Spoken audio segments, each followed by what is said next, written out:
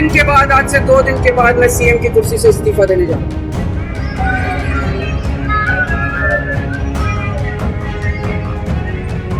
और मैं तब तक सीएम की कुर्सी पे नहीं बैठूंगा जब तक जनता अपना फैसला ना सुना दे।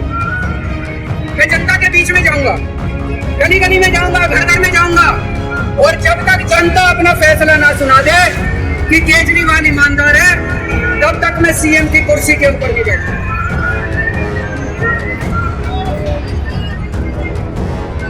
आज से कुछ महीने बाद चुनाव है, दिल्ली के चुनाव है। मैं जनता को निवेदन करना चाहता हूं, अपील करना चाहता हूं, अगर आपको लगता है केजरीवाल ईमानदार है, मेरे पक्ष में वोट दे देना।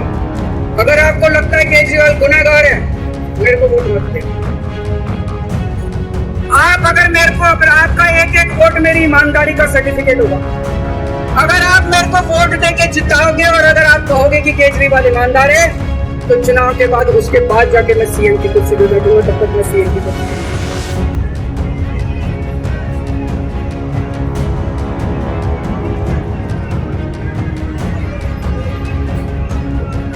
आपको लग रहा होगा अभी अभी जेल से रिहा होके आया है, ये कैसे क्यों बोल, अभी अभी जेल से रिहाई होके आया है, अब ये इस्तीफा क्यों दे रहा। इन्होंने मेरे ऊपर आरोप लगाया है, इन्होंने आरोप लगाया है कि केजरीवाल चोर है, इन्होंने आरोप लगाया है केजरीवाल भ्रष्टाचारी है, इन्होंने आरोप लगाया है केजरीवाल ने भारत माता के साथ धोखा किया है।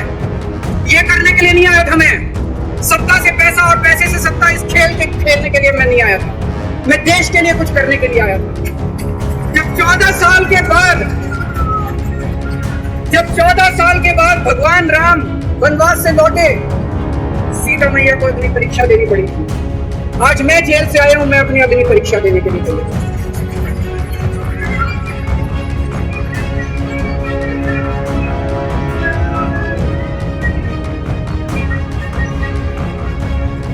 ये कुछ लोग बोल रहे हैं सुप्रीम कोर्ट ने कुछ कंडीशंस लगाई हैं, काम नहीं कर पाएंगे। पिछले 10 साल में इन लोगों ने कंडीशन लगाने में कोई कसर छोड़ी थी? एलजी साहब ने कंडीशन लगाने में कोई कसर छोड़ी थी? केंद्र सरकार ने 1 कानून, 2 कानून, 3 कानून, कानून पे कानून डाल के मेरी पावर छीन ली और आपके काम बंद नहीं होने दिए मैंने। ये कंडीशन हमारे लिए कोई वो नहीं रखती, कोई हमारे लिए अड़चन पैदा नहीं करती है कंडीशन। इन कंडीशन को भी देख लेंगे। मेरे लिए जो मायने रखता है वो है, मैंने अपनी जिंदगी में ईमानदारी कमाई है। अगर आपको लगता है केजरीवाल ईमानदार है, जम के वोट दे देना मेरे पक्ष में। चुनाव के बाद सीएम की कुर्सी पे जाकर बैठो। फरवरी में चुनाव है। आज इस मंच से मैं मांग करता हूं कि ये चुनाव नवंबर में कराए जाए, महाराष्ट्र के साथ कराए जाए, तुरंत कराए जाए चुनाव। और जब तक आपका फैसला नहीं आएगा, तब तक मैं जिम्मेदारी नहीं संभालूंगा। और मैं जब तक चुनाव नहीं होते, मैंने जैसे बताया 2 दिन के बाद मैं अपना इस्तीफा दूंगा। जब तक चुनाव नहीं होते, तब तक मेरी जगह आम आदमी पार्टी से कोई और मुख्यमंत्री बनेगा। अगले 2-3 दिन के अंदर विधायक दल की मीटिंग होगी और विधायक दल की मीटिंग में अगले मुख्यमंत्री के नाम का तय किया जाएगा। मैं मनीष जी से बात कर रहा था, जो पीड़ा मेरे मन में है वो पीड़ा मनीष जी के मन में भी है। इनके लिए भी वही सब कहा गया जो मेरे लिए कहा गया है। मनीष जी का भी कहना है कि ये दिल्ली के उप मुख्यमंत्री और शिक्षा मंत्री और मंत्री का पद तभी संभालेंगे जब दिल्ली की जनता कहेगी कि मनीष सिसोदिया ईमानदार। तो मैं और मनीष सिसोदिया, हम दोनों का फैसला आपके हाथ में है, जनता के हाथ में है।